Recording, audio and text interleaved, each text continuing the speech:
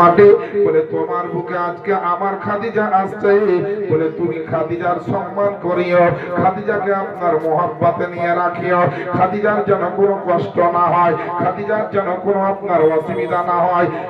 মুসলমান বাপজিরা ভাইরা, আমার নবী ইসলামের জন্য কত বড় বড় কষ্ট করা যায়, কখনো যুদ্ধের ময়দানে, কখনো আপনার ধর্মের প্রচারে, কখনো নিজের মালকে কুরবানি দেওয়া, কখনো নিজের সন্তানকে কুরবানি দেওয়া, এইভাবে আমার নবী ইসলামের প্রচার করা যায়। এ মুসলমান বাপজিরা ভাইরা, 5 ওয়াক্ত নামাজ নিয়ে আমরা অনেক গর্ব করি, 5 ওয়াক্ত নামাজটা খুব অত্যন্ত গুরুত্বপূর্ণ জিনিস, কিন্তু আমার নবী আপনার নবী মেরাজের রাত্রিতে এই 5 ওয়াক্তের নামাজটা এনেছেন, কিন্তু তার আগে নামাজ ছিল না, তার আগে আপনার হজ যাকাত ছিল না, তার আগে রমজানের রোজা ছিল না, তার আগে আপনার এখনো আপনার কোরআন তেলাওয়াত পূর্ণ ছিল না, তারপরে বিভিন্ন রকমের আপনার জুমার নামাজ ছিল না, ঈদ ও বকরা ঈদের নামাজ ছিল না, সেই সময়তে জানাজার নামাজও ছিল না।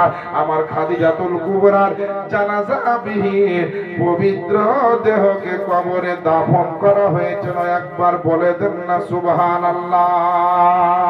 সুবহানাল্লাহ, সুবহানাল্লাহ। খাদিজার জানাজা হয়নি বাপ, সেই সময়তে জানাজার হুকুম নাজিলই হয়নি, জানাজার হুকুম নাজিল হয়নি সেই সময়। আজ আমরা আল্লাহর জিকির থেকে দূরে, নবীর দরুদ সালাম থেকে আমরা দূরে। তাহলে সেই সময় এত কিছু, এসব কিছুই ছিল না, তো কি নিয়ে ইসলাম ছিল? তাহলে তখন কোন পরিবেশে ইসলাম ছিল? হ্যাঁ, ইসলামটা কোন পরিবেশের মধ্যে ছিল? তখন আদর্শ নীতি সততার উপরে, ভদ্রতার উপরে, নম্রতার উপরে, উপকারের উপরে, ভাই হয়ে ভাইয়ের ভালোবাসার মাধ্যম দিয়ে, মুসলমান হয়ে মুসলমানের উপকার, ভালো মন্দ, এই সমস্ত মাধ্যম দিয়ে পবিত্র ইসলাম আপনার ছিল। এক আল্লাহকে মানার নাম দিয়ে নবী এবং নবীর সাহাবায়ে কেরাম সময় সময় করে নামাজ পড়তেন। কেউ কেউ বলছেন 2 ওয়াক্তের নামাজ ছিল, এক আসরের নামাজ আর এক হচ্ছে চাশতের নামাজ, আর কেউ কেউ বলেছেন যে ফজরের নামাজ ছিল আর এশার সময় 2 রাকাত ছিল। এইভাবে 2টা নামাজ ছিল, ওই 2 নামাজের মাধ্যম দিয়ে ইসলাম আপনার চলতেছিল। কিন্তু বেরাদার, আল্লাহ পাকের নবী আপনার আমার নবী যেমন তেমন নবী নাই, অন্য অন্য নবীর মতো আমার নবী আপনার নবী নন। আল্লাহ পাকের নবী আপনার আমার নবীকে, আল্লাহ পাক নবীর সঙ্গে সমস্ত নবীর চাইতে আলাদা করেছেন তার প্রমাণ করার জন্য। আজ আমার নবী হচ্ছেন ইমামুল আম্বিয়া, সাইয়্যিদুল মুরসালিন, খাতামান নবিয়্যিন। ওই নবী মুস্তাফাকে শান ও শওকত দেওয়ার জন্য নবীর যখন আপনার 49 আপনার বছর বয়স, দুনিয়াবি বয়স যখন নবীর 47, 48, 49 এই রকম হবে, সেই সময়তে আল্লাহ আমার নবী আপনার নবীকে আপনার যেন আল্লাহ পাক এমন একটা আপনার মুজিজা দান করলেন, এমন একটা জিন্দা মুজিজা আমার নবীকে আল্লাহ দিলেন। এই মুজিজাটা কি মুজিজা শোনার?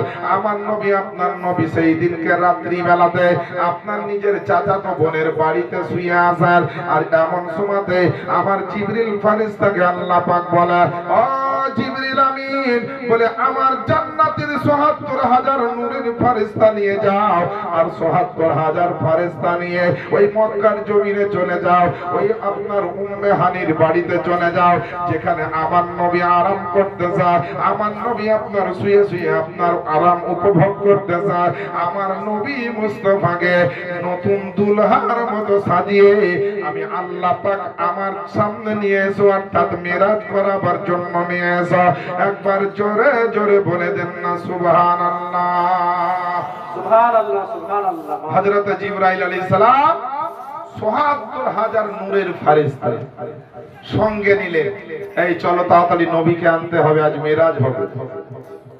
তো জিবরাইল আলাইহিস সালাম আল্লাহকে বলছেন, আল্লাহ নবীকে আনবো তো কিসে করে আনবো? এত দূর যে সফর করবে, তো নবী কিসে সফর করবে? আল্লাহ বললেন, যাও জান্নাতের ভিতরে বোরাক আছে, জান্নাতের ভিতর থেকে বোরাক নিয়ে যাও।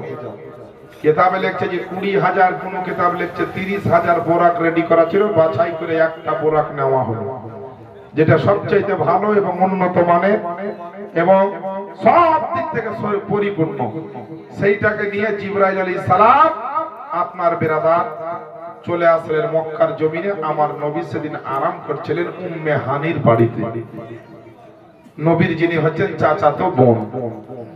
জিবরাইল আলাইহিস সালাম দরজার বাইরে দাঁড়িয়ে আছেন, আল্লাহ গো তোমার নবী তো আরাম করছেন, চোখ বন্ধ করে যেমন আমরা ঘুমাই, নবী আরাম করছেন। নবী ঘুমাতেন না, আমাদের মতো ঘুম নবী ঘুমাতেন না। নবীগণ ঘুমালেও নবীগণের ওযু ভাঙত না, আর আমরা ঘুমালে মশলা হচ্ছে ওযু ভেঙে যাবে, ওযু নষ্ট হয়ে যাবে। জিবরাইল আলাইহিস সালাম ওইখানে মক্কার জমিনে এসে আল্লাহর জিকির করছেন, মানে আল্লাহকে স্মরণ করছেন যে কি করা যায় এই পর্যায়ে। তো বাবা আমরাও আল্লাহর বান্দা, আমার মা বোনেরাও আল্লাহর বান্দি, যে যেখান থেকে শুনছে বাবা আমাদেরও আল্লাহর বেশি বেশি জিকির করা দরকার। তো আসেন না একবার আল্লাহর জিকির করি, আল্লাহর একটু হামদ সানা করি, বা আল্লাহর নামে একবার তাসবিহ করি। তাসবিহ করা কি খারাপ জিনিস বাবা? তো আমার সঙ্গে সঙ্গে পড়েন তো, সুবহানাল্লাহ সুবহানাল্লাহ সুবহানাল্লাহ সুবহানাল্লাহ সুবহানাল্লাহ সুবহানাল্লাহ সুবহানাল্লাহ সুবহানাল্লাহ সুবহানাল্লাহ সুবহানাল্লাহ। বেরাদার যেমন জিকির করতে আরম্ভ করেছেন আমার আল্লাহ, জিবরাইল আলাইহিস সালামকে আমার আল্লাহ পাক বলে, জিবরিল কেন জিকির শুরু করলা? ওগো রব্বুল আলামিন, তোমার নবী আপনার আমার নবী মুস্তাফা বলে এখন আরাম করতেছেন গো আল্লাহ, এখন নবীকে কেমন করে ডাকবো? আমার নবী আরাম করছেন, যদি নবীর আরামে ব্যাঘাত ঘটে যায় কেমন করে আমি আপনার দরবারে জবাব দিব? আল্লাহ আল্লাহ, আমার নবী আপনার নবীর জন্য আল্লাহ পাক বললেন, বলে আমার বাবা ফেরেশতা শোনো রে শোনো, আমার নবীকে ডাক দিতে হবে না, আমার নবীকে আওয়াজ দিতে হবে না, আমার নবীর জন্য দরজায় ঠকঠকি দিতে হবে না, বলে যাও যাও উম্মে হানির ঘরে প্রবেশ করে নাও। আর আমার নবী আরাম করতেছে, আমার নবীর আপনার পবিত্র কদম মুবারকে তোমার এই ঠান্ডা জিভটা একবার ঠাকিয়ে দাও, অর্থাৎ তুমি একবার নবীর কদমে চুমা দিয়ে দাও। এই মুসলমান বাপজিরা ভাইরা, জিবরাইল ফেরেশতা এসে আমার নবী মুস্তাফার পবিত্র কদমে একটা চুমা দিয়ে দিল। আর যেমন জিবরিলের আপনার ওই ঠান্ডা ঠোঁটখানা আমার নবীর কদমে আপনার থেকে যায়, আমার নবী আপনার নবী তাড়াতাড়ি করে চোখটা আপনার খুললার, খোলার পরে দেখছেন জিবরাইল আলাইহিস সালাম, জিবরাইল আলাইহিস সালাম আমার নবীকে সালাম করলেন। সালাম করার পরে আপনার আমার নবীজি বলা, ও জিবরাইল তুমি আমার দরবারে এসেছো আর আমার কদমে চুমা দিয়েছো। তো জিবরিল আমিনকে আপনার বলতে আছেন, নবী আমার কেমন করে তুমি আমাকে চুম্বন দিলা, কেমন চুম্বনে আমাকে অনুভব করলে, আমি নবী আমাকে কেমন দেখলে, আমি নবী আমাকে কেমন বুঝলে, আমি নবী আমার বিষয়ে তোমার মন্তব্য কেমন করলা? আল্লাহ আল্লাহ, আমার জিবরিল ফেরেশতা আল্লাহ পাকের নূরের ফেরেশতা জিবরিল আমিন বলতেছে, ইয়া রাসূলুল্লাহ ইয়া হাবিবাল্লাহ নবী গো, বলে আমি আদম নবী থেকে ঈসা নবী প্রত্যেকটা নবীর কাছে গেছে, প্রত্যেকটা নবীকে আপনার দেখেছে, প্রত্যেকটা নবীর সাহাবীকে আপনার দেখেছে, প্রত্যেকটা নবীর উম্মতিকে দেখেছি গো নবী। আজকে আপনার মতো নবীর কদমে চুম্বন দিলাম আর আপনার নূরানি চেহারাখানা দেখতে পেলাম, আপনার নূরানি চেহারাখানা দর্শন করলাম। ওগো আল্লাহ পাকের নবীজি, আল্লাহর কসম করে বলি আমি আপনার আল্লাহর ফেরেশতা যে আপনাকে এত সুন্দর দেখলাম, সারা জমিন আসমান দেখার পরে, সারা জমিন আসমানকে খোঁজার পরে, সারা জমিন আসমানকে আপনার ভেরিফাই করার পরে আমি আপনার জিবরিল আমিন সার্টিফাই করে বলতেছে যে আপনার মতো আর সুন্দর আমি জিবরিল আপনার দেখতে পেলাম না। জিবরিল বলছেন, নবী গো আমি আপনার মতো দেখতে পেলাম না। তাহলে নবী কেমন ভাবেন?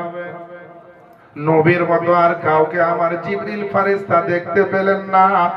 এর জন্য তো আমার সরকারে আলা হযরত আজিমুল বরকত আকায়ে নিয়ামত দারিয়ায়ে রহমত কানজুল কারামাত ইমামে ইশক ও মোহাব্বত কলম সম্রাট বেরেলির সরতাজ ইমাম আহমদ রাজা খান কলম চালিয়ে লিখতেছেন, यही बोले सिदरा वाले जमाने जहां की थाले सभी मैंने छान डाले तेरा पाया का ना पाया या रसूल अल्लाह। जोरे बोलें सुभान अल्लाह।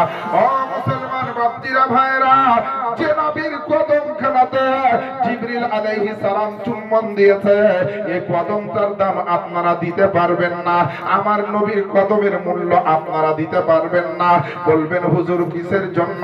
আমার নবীকে, আপনার নবীকে জিজ্ঞেস করা হলো, ওগো আল্লাহ পাকের নবী, আপনাকে তো আল্লাহ শ্রেষ্ঠ নবী করে পাঠিয়েছেন, আল্লাহ তো আপনাকে পয়গম্বরে আযম করে পাঠিয়েছেন। আল্লাহ পাক এক একজন নবীর জন্য এক একটা জিনিস বানিয়েছেন। যেমন আদম নবী যেই জায়গাতে কদম রেখেছে, ওই জায়গাটাকে আল্লাহ আরাফাতের ময়দান বানিয়ে দিয়েছে। যেই জায়গাতে ইব্রাহিম নবী কদম রেখেছে, ওই জায়গাটাকে মাকামে ইব্রাহিম বানানো হয়েছে। যেই জায়গাতে ইসমাইল নবী কদম রেখেছে, ওই জায়গাকে আবে জমজম বানানো হয়েছে। যেই জায়গাতে পাহাড়ে আপনার হাজেরা উঠেছে, আল্লাহ পাক ওই পাহাড় দুটোকে আপনার একটার নাম সাফা আর একটার নাম মারওয়া বানিয়ে দিয়েছে। ওগো আল্লাহ পাকের নবীজি, আপনি হচ্ছেন সমস্ত নবীর নবী, আপনার কদম জমিনে পড়ল, ওই জমিনের কি উন্নতি হলো একবার বলেন না? আমার নবী বলছেন, শোনো রে শোনো আমার সাহাবায়ে কেরাম, বলে আজকে কোন নবীর জন্য আরাফাত হয়ে যায়, কোন নবীর জন্য আপনার সুবহানাল্লাহ আবে জমজম হয়ে যায়, কোন নবীর জন্য মাকামে ইব্রাহিম হয়ে যায়, কোন আপনার ব্যক্তিত্বের জন্য আপনার সাফা মারওয়া নিদর্শন সমূহের অন্তর্ভুক্ত হয়ে যায়। আল্লাহ পাকের আমি এমন একজন নবী, যেদিনকে আমি পৃথিবীর জমিনে কদম রেখেছিলাম, আমার আল্লাহ পাক বলছেন, হাবিব গো, সমস্ত নবীর জন্য এক একটা নিদর্শন বানিয়েছে, কিন্তু আপনি হচ্ছেন আমার শ্রেষ্ঠ নবী, আপনি হচ্ছেন সৃষ্টির মূল নবী, আপনি হচ্ছেন সারা জগতের সমস্ত নবীর নবী। তাই আপনার কদম যেদিনকে জমিনে পড়ল, বুখারী শরীফের মধ্যে হাদিসটি বর্ণিত হয়েছে, আল্লাহর রাসূল বিশ্ব নবী পয়গম্বর আযম বর্ণনা করতেছেন, আল্লাহ পাকের নবী আপনার হাদিস আপনার বলেছেন, আমার নবী আপনার নবীর জবানের হাদিস খানা সাহাবায়ে কেরাম বৃত্তান্তে আপনার হাদিসের কিতাবে পাওয়া যায়। আমার নবী বিশ্ব নবী বলছেন, জুইলাত লিয়াল আরদা মসজিদা, বলে আমার আপনার কদম জমিনের মধ্যে পড়ল, আল্লাহ পাক আমার জন্য এই জমিনটা তাকে আপনার মসজিদ বানিয়ে দিল। জমিনটাকে কি বানালো? জালসাটা কিসের বার? জীবনী, মসজিদের উন্নতি কল্পে।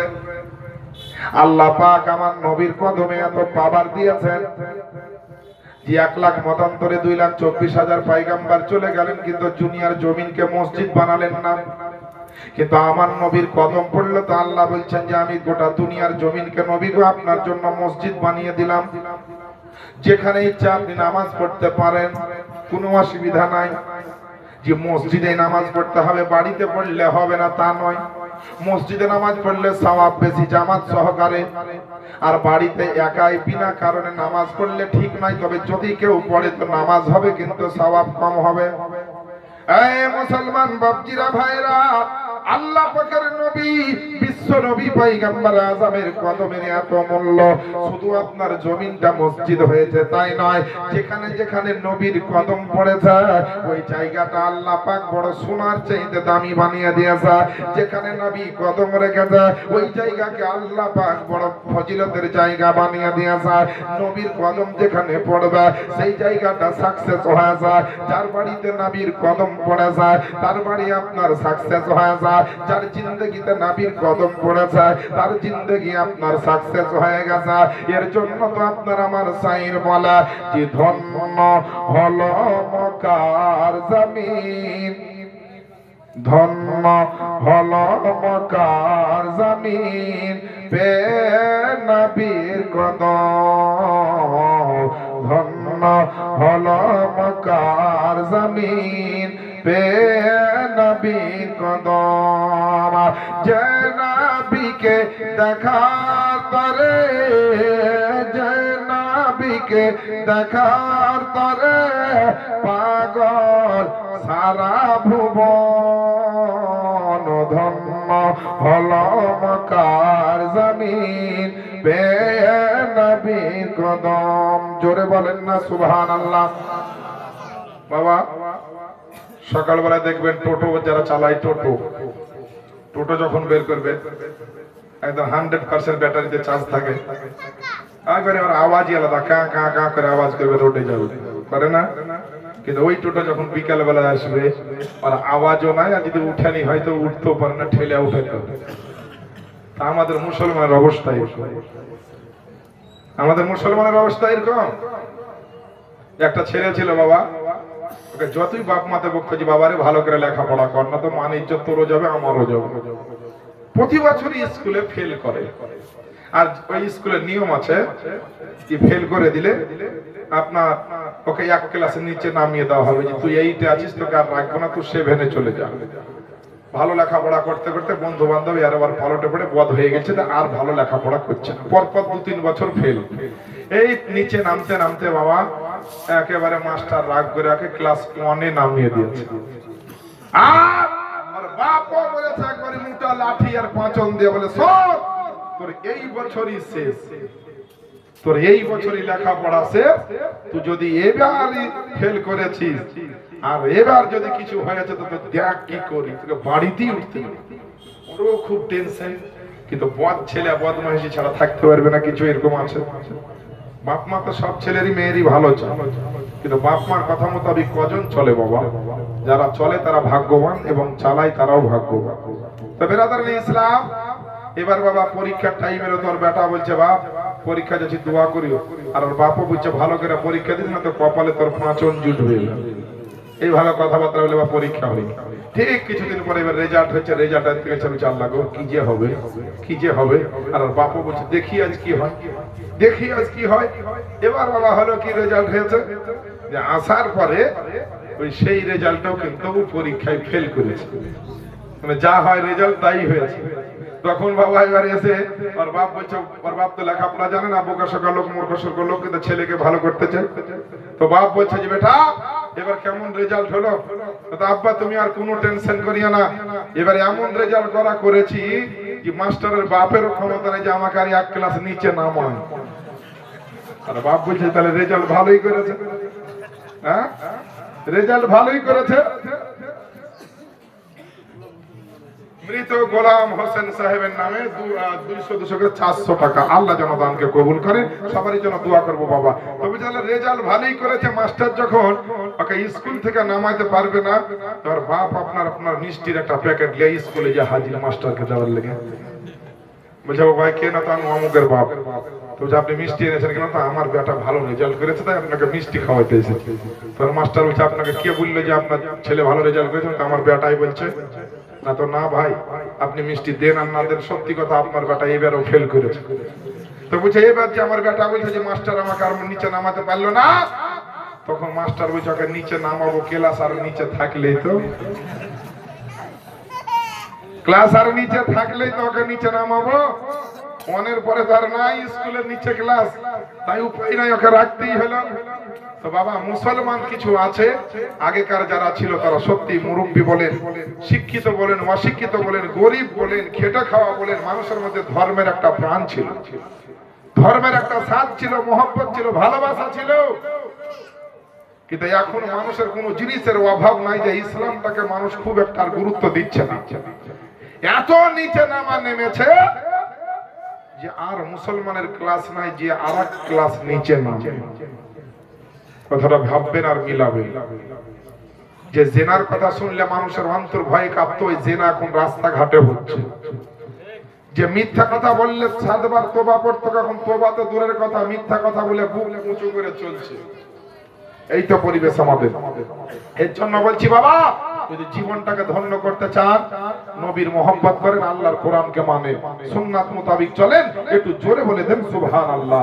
আরে ধন্য হলো মক্কার জমিন পেয়ে নবীর কদম, ধন্য হলো মক্কার জমিন পেয়ে নবীর কদম, যে নবীকে দেখা করে পাগল সারা ভুবন, ধন্য হলো মক্কার জমিন পেয়ে নবীর কদম। নবীকার নাম দেখান, বলছেন আমার আল্লাহ। আল্লাহ বলেন ফেরেশতাদের জানা ধরার বুকে জন্ম নিবেন হাবিব আমার বিবি আমেনার ঘরে মা আমেনা খুশি হলেন, মা আমেনা খুশি হলেন নবীর কদম ধন্য হলো মক্কার জমিন নবীর কদম। জোরে বলে দেন সুবহানাল্লাহ। গাসা খাজা আর আহমদ রাজা সবাই নবীর দিওয়ানা, ঘুরে সারা দুনিয়া ঘুরে দেখো না, সবাই নবীর পিয়ারা। জিয়াউল মুস্তাফা ধন্য হবে, জিয়াউল মুস্তাফা ধন্য হবে, চুমলে নবীর কদম ধন্য হলো মক্কার জমিন পে নবীর কদম। যে নবীকে দেখার তরে পাগল সারা ভুবন, ধন্য হলো মক্কার জমিন পে নবীর কদম। বিরাদার ও আমার আব্বা জানেরা, আম্মা জানেরা গো, আল্লাহ পাকের ৭৪,০০০ নূরের ফেরেশতা নিয়ে জান্নাতের ২০,০০০ বোরাক থেকে একটা বাছাই করে আপনার বোরাক নিয়ে জিবরিল আমিন নবীর দরবারে হাজির। নবীকে বললেন, ইয়া রাসূলুল্লাহ, ইয়া হাবিবাল্লাহ, নবী গো, আপনাকে আল্লাহ পাক আজকে মেরাজ করাবেন, অর্থাৎ ভ্রমণ করাবেন, তাড়াতাড়ি রেডি হয়ে যান। আমার নবী, আপনার নবী তাড়াতাড়ি পোশাক পরিধান করে আপনার জমজমের পানি দিয়ে আপনার আমার নবী ওযু বানালেন। আর ওযু বানার পরে আমার নবীকে আপনার ৭৪,০০০ নূরের ফেরেশতা, ডানে ফেরেশতা, বামে ফেরেশতা, সামনে আগে পিছনে সব দিকে আল্লাহর ফেরেশতা আপনার ঘিরে ঘিরে আল্লাহ পাকের হুকুমে নিয়ে যাচ্ছেন। বিরাদার কোরআন শরীফের মধ্যে উঠিয়ে দেখো, কোরআন শরীফ আপনার 15 নম্বর পারা, সূরাটির নাম সূরা বনী ইসরাঈল। আল্লাহ পাক বলেন, সুবহানাল্লাযী আসরা বিআবদিহি লাইলাম মিনাল মাসজিদিল হারাম ইলাল মাসজিদিল আকসা। আল্লাহ হচ্ছেন ওই পাক পবিত্র ওই যার, যিনি রাত্রে বেলাতে তার প্রিয় মেহবুবকে, প্রিয় বান্দাকে আপনার মসজিদ হারাম থেকে মসজিদ আকসা পর্যন্ত নিয়ে গেছেন। একবার জোরে জোরে বলেন না সুবহানাল্লাহ। আমার নবী আপনার নবীকে নিয়ে যাচ্ছেন, আল্লাহ পাকের নবীকে নিয়ে যাচ্ছেন। জিবরিল আমিন বলছে, আল্লাহ পাক তোমার নবীকে, আপনার নবী আমার সারা জগতের নবীকে নিয়ে যাচ্ছি গো আল্লাহ। কিন্তু নবী আমার এত বড় নবী হওয়ার পরে আমার নবীকে যে রাস্তা দিয়ে নিয়ে যাচ্ছি আল্লাহ, আজকে রজব মাসের আপনার ২৭ তারিখ অমাবস্যা চলছে গো আল্লাহ। আসমানে চাঁদ নাই, কোন রকম আলো নাই, কোন রকমের আপনার জোনাকি কিংবা লাইট নাই গো আল্লাহ। তোমার নবী অন্ধকারে হাঁটছে, আমাদের ভালো লাগছে না আল্লাহ, একটা জান্নাতি লাইটের ব্যবস্থা আমি করব নাকি? আল্লাহ পাক বলছেন, বলে আমার জিবরিল ফেরেশতা বলে, না না, আমার নবীর জন্য জান্নাতের লাইট দরকার নাই, তোমরা নবীর সঙ্গে আছো, নবী সম্বন্ধে তোমাদের জ্ঞান নাই। বলে মনে রাখবে, শুনে রাখো, আল্লাহ পাক বলছেন আমার জিবরিল ফেরেশতাকে বলে, আমার নবীকে আমি আল্লাহ পাক যেভাবে তৈরি করেছি, আমার নবীর হাকিকাতের যেটা আসল চেহারা, যেটা অরিজিনাল চেহারা, ওই চেহারার দিকে আসমানের সূর্য পর্যন্ত তাকাতে পারবে না। আমার নবীর এত উজ্জ্বল নুরানি চেহারা আমি আল্লাহ পাক দিয়েছি, আমার নবীর দিকে কেউ খালি চোখে তাকাতে পারবে না, আমার নবীর কাছে খালি চোখে কেউ দেখতে নবীকে পারবে না, যাতে মানুষের অসুবিধা না হয়, যাতে মানুষ নবীকে দেখতে পারে। এর জন্য আমি নবীর আসল চেহারাকে বাসারির চেহারা দিয়ে, বাসারাতের চেহারা দিয়ে, বাসারিয়াতের পর্দা দিয়ে আমি আল্লাহ পাক একখানা দুইখানা নয় ৭৪ খানা বাসারিয়াতের পর্দা দিয়ে আমার নবীর আসল চেহারাকে আমি আল্লাহ ঢেকে রেখেছি। ওই ৭৪ খানা পর্দার ভিতর থেকে একখানা পর্দা নবীর চেহারা থেকে সরিয়ে দাও, দেখবে আমার নবীর নূরের কামালটা কেমন রে বাবা। আল্লাহ আল্লাহ আল্লাহ পাক যেমন এই কথা বলেছেন, সঙ্গে সঙ্গে জিবরিল আমিন আপনার করলেন কি, নবীর আপনার সেই আপনার চেহারা বাসারি চেহারা থেকে বাসারিয়াতের একখানা পর্দাকে যেন সরিয়ে দিলেন। আমার নবীর চেহারা থেকে, আমার নবীর পেশানি মুবারক থেকে, আমার নবীর আপনার গাল মুবারক মুখ চেহারা বন্ধ হওয়া থেকে এত আপনার নূর চমকাতে লাগলো, আর এত আলো প্রবাহিত হতে লাগলো যে আপনার অমাবস্যার রাত্রিতে মক্কার রাস্তা থেকে বাইতুল মুকাদ্দাসের রাস্তা পর্যন্ত যেন হ্যালোজিনের চাইতেও বেশি আলো হয়ে গেল। হ্যালোজিনের চাইতে আলো হয়ে গেল, কারণ আমার নবীর নূরের ঝলক মক্কার জমিনে পর্দা উঠেছে, তো মসজিদে আকসা পর্যন্ত লাইট আলো প্রবাহিত হচ্ছে। এ মুসলমান, সেদিনকে জিবরিল আমিন দেখলেন যারে সর্বনাশ করেছে গা, সুবহানাল্লাহি ওয়া বিহামদিহি। আজ মক্কার জমিনে আমার নবী আর নবীর নূরের ঝলকে বাইতুল মুকাদ্দাসের গোটা রাস্তা চমকাতেছে।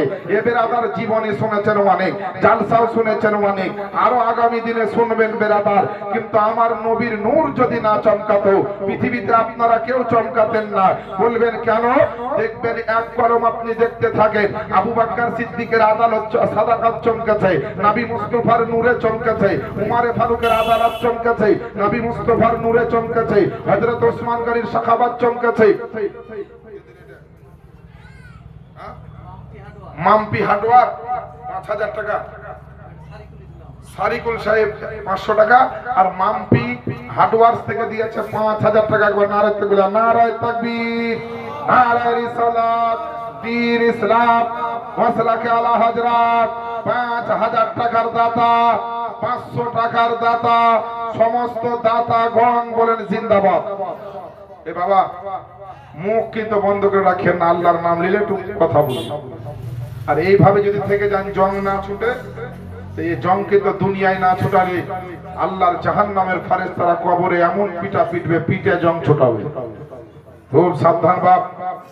এগুলো আমরা জানি যে শরীরে ময়লা থাকলে আপনার আমরা সাবান শ্যাম্পু দিয়ে ধুয়ে পরিষ্কার করি, আবার একটু দিলের ময়লাটা পরিষ্কার করার চেষ্টা করি। এই দিল যদি পরিষ্কার না হয়, শুধু আল্লাহর দরবারে ফের লাভলি আর আপনার ফেস ওয়াশ মেখে মুখ পরিষ্কার করে আল্লাহকে দেখিয়ে লাভ হবে না। আল্লাহ দেখবেন না, ওটা দুনিয়ার মানুষ দেখতে পাবে।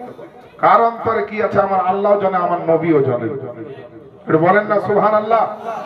আমার নবীর নূরে উসমান গনির সাখাওয়াত চমকেছে, আলিয়া মুর্তজার সুজাত চমকেছে, নবী মুস্তাফার নূরে চমকেছে, ইমামে ফাতেমাতুজ জাহরা মা ফাতেমা তাহারাত চমকেছে, নবীর নূরে চমকেছে, ইমাম হুসাইনের আপনার শাহাদাত চমকেছে, নবী মুস্তাফার নূরে চমকেছে, ইমামে আজমের মুজাদ্দিদিয়াত চমকেছে, নবী মুস্তাফার নূরে চমকেছে। এইভাবে আপনার গাউস পাকের কারামাত চমকেছে, নবীর নূরে, নবী মুস্তাফার নূরে চমকেছে, খাজা পাকের বেলায়েত চমকেছে, নবী মুস্তাফার নূরে চমকেছে, আমার সরকার ইমাম আহমদ রাজা খানের মুজাদ্দিদিয়াত চমকেছে, তো আমার নবী মুস্তাফার নূরে চমকেছে, মুফতি আজম হিন্দের তাকওয়া চমকেছে, নবী মুস্তাফার নূরে চমকেছে, তাজুস শরিয়ার ফতোয়া চমকেছে, তো নবী মুস্তাফার নূরে চমকেছে। আপনার যদি আকীদা চমকেছে, নবী মুস্তাফার নূরে চমকেছে। আপনার মুসলমানের যদি ইবাদত চমকেছে, নবীর নূরে চমকেছে। মুসলমানের যদি কিসমত চমকেছে, নবী মুস্তাফার নূরে চমকেছে। সারা দুনিয়ার সুন্নি মুসলমানের ঈমান ও আকীদা যদি চমকেছে, তো আমার নবী মুস্তাফার নূরে চমকেছে। এর জন্য তো বেরাদার, আমার সরকারে আলা হযরত ইমাম আহমদ রাজা কলম চালিয়ে লিখতেছে कि चमक तुझसे पाते हैं सब पाने वाले, मेरा दिल भी चमका दे चमकाने वाले। একটু জোরে বলেন না সুবহানাল্লাহ। টাওয়ার ফেল করিয়েন না, টাওয়ার ফেল করিয়েন না। এই তখন বলবো সুদ খাওয়া হারাম, আর শুনে নেবেন দুধ খাওয়া হারাম, যে গন্ডগোল হবে। এরকম যেন না হয়। এই যুবক ছেলেরা, তোমরা বসো না, জীবনে তো কিছু শিখলেন, আজকে একটু বসো শোনো। খালি বাদাম খেলে আর পাঁপড় খেলে, একটু বসো শোনো। গোসলের ফরজ, উজুর ফরজ, নামাজের ফরজ বলবো আজকে, বসো।